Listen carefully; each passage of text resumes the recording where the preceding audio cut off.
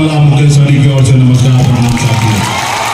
विकासशील इंसान पार्टी के सुप्रीमो बिहार सरकार के पूर्व मंत्री मुकेश सहनी ने आज पूर्णिया के बनमनखी में एक जनसभा को संबोधित किया। इस मौके पर बड़ी संख्या में उनके समर्थकों ने स्वागत किया। मौके पर पत्रकारों से बात करते हुए मुकेश सहनी ने कहा कि मल्लाह जाति को बिहार में शेड्यूल कास्ट का आरक्षण प्राप्त नहीं है, उसे ओबीसी में रखा गया है, जबकि कई दूसरे राज्यों में मल्लाह जाति शेड्यूल कास्ट के अंतर्गत आते हैं। एक देश में अलग अलग संविधान कैसे हो सकता है? उन्होंने कहा कि जो उनके जाति के हक और हुकूक की लड़ाई की बात करेगा, मल्लाह समाज उसी के साथ जाएगा। उन्होंने कहा कि बिहार में कृषि का तीसरा रोड मैप लाने का काम किया है, जिसका स्वागत करते हैं, लेकिन रोड मैप में क्या है, उनकी समीक्षा के बाद कुछ कहा जा सकता है। मुकेश सहनी ने क्षेत्रीय पार्टियों को आगे बढ़ाने की वकालत की। उन्होंने कहा कि बड़ी पार्टियां क्षेत्रीय पार्टियों को आगे बढ़ाने नहीं देना चाहते हैं, लेकिन इस बार के चुनाव में क्षेत्रीय पार्टियों को आगे बढ़ने का काम करेगी। आपको बता दें कि मल्लाह समाज का एकमात्र सपूत है मुकेश सहनी, जो कि अभी 3 राज्यों में अपना कैंप कर रहे हैं और कैंप के दौरान सिर्फ एक ही बात होता है कि हम इतना % हैं और उन्हीं के लिए, उनके अपने हक के लिए वो लड़ाई लड़ रहे हैं। आज जानकी नगर में कार्यक्रम करके सीधा बनमनखी के लिए रवाना हुए और बनमनखी में काफ़ी जन सैलाब देखने को मिला।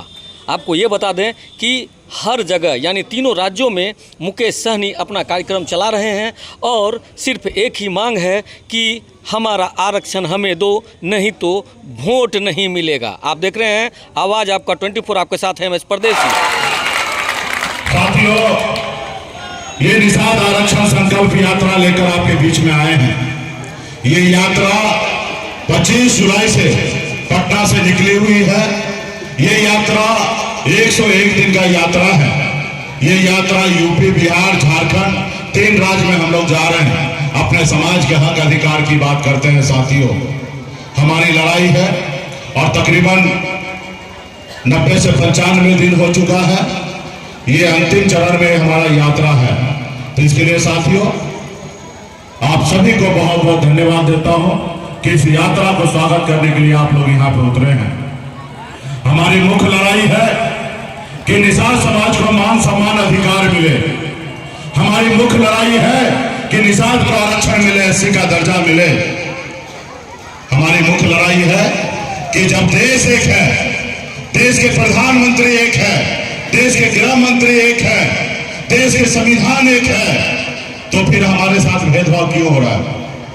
आज आप बंगाल में चले जाइए, पूर्णिया के उधर चले जाइएगा तो बंगाल आ जाएगा।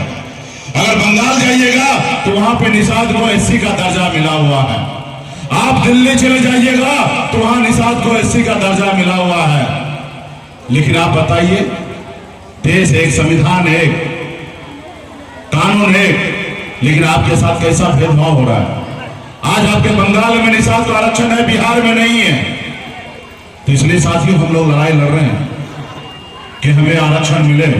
और ये आरक्षण हमारा, हम किसी से भीख नहीं मांग रहे, ये आरक्षण हमारा अधिकार है। इसके लिए साथियों संघर्ष करना पड़ेगा। अगर आज तक हमें आरक्षण नहीं मिला तो इसका दोषी कौन है? इसका दोषी वो दिल्ली में जो बैठे हैं, वो दोषी है। और दूसरा दोषी कौन है? दूसरा दोषी आप और हम हैं कि अपने हक अधिकार के लिए हमने लड़ाई नहीं लड़ा। आज लड़ाई लड़ते तो आज आपका समाज कितना आगे निकल गया होता। आज यूपी जाइए, बिहार में जाइए, झारखंड में जाइए, 137 जिला है और 137 जिला में एक भी निषाद का बेटा कलेक्टर नहीं है। अगर हमें आरक्षण मिल गया होता तो आज निषाद का बेटा कलेक्टर होता, एसपी होता, एसडीओ होता, बीडीओ होता, सीओ होता, डॉक्टर होता, इंजीनियर होता, लेकिन नहीं है। आज मछली मारने पे मजबूर है। इसका दोषी कौन है? एक दिल्ली वाला और एक आप बताइए ना। एक न्याय की बात कीजिए कि बिहार, बंगाल, उड़ीसा, झारखंड ये पहले एक ही राज्य हुआ करता था। समय के अनुकूल ये राज्य बंटवारा हुआ जो अलग अलग हो गया। आप बताइए, एक ही घर का, एक ही परिवार का बेटा अगर घर पर परिवार बड़ा हो जाए, अगर अलग अलग रहने लगेंगे तो क्या वो अलग हो जाएंगे? वो अलग नहीं होंगे ना, एक ही पिताजी का बेटा कहलाएंगे। और हम लोग एक ही थे और एक ही हैं।